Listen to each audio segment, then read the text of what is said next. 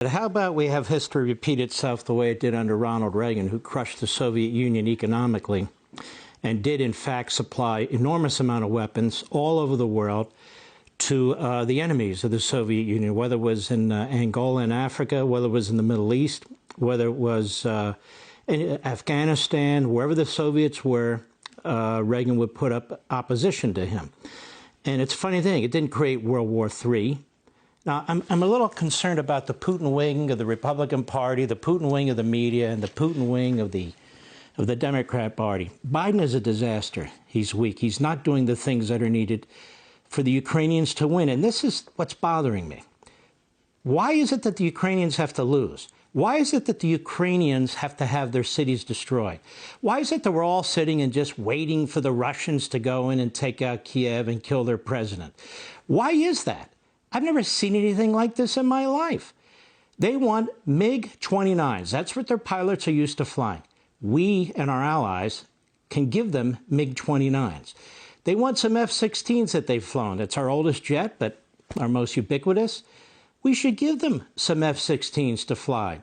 We don't have to be in charge of any no-fly zone. We don't have to send American troops into Ukraine. And why do people think that this coward, Putin, who's hiding now in some bunker, is going to use nuclear weapons? I don't get that. If he was going to use nuclear weapons, he doesn't need us to provoke them. He can use nuclear weapons tomorrow. He can use whatever he wants tomorrow, but he hasn't, and he's not going to. And neither is that Lavrov, that long-in-the-tooth crackpot foreign secretary of his. So they're not going to use nuclear weapons, first and foremost, because they don't want to die. They want power. And then what? What if we do lose Ukraine? We, the free people of the world.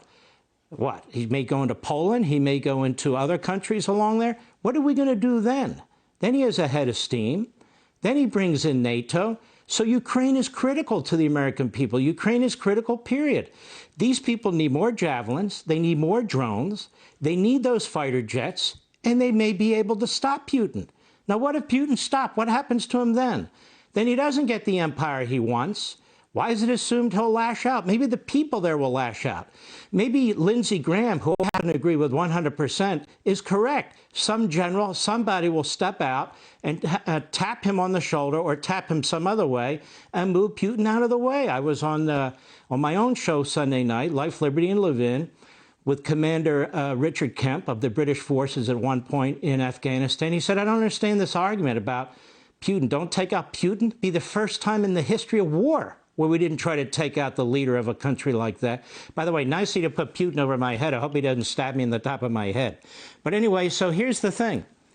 We have taken out leaders of the world in the past. We have taken out generals in the past. People have heard of Yamamoto. During the Revolutionary War, Washington gave the orders to so-called snipers at the time to try and take out their generals and so forth.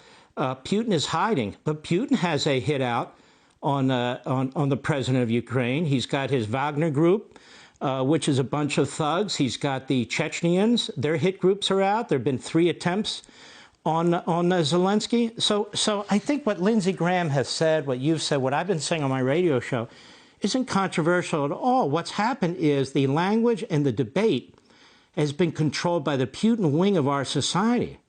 This guy is an assassin. He's a mass murderer. He is a plotter. He's now doing things that endanger America.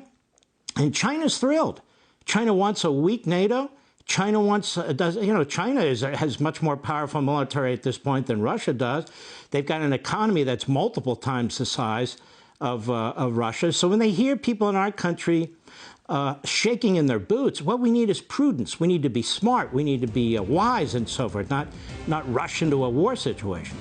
But on the other hand, I think the way that we are creating this situation is really quite lousy.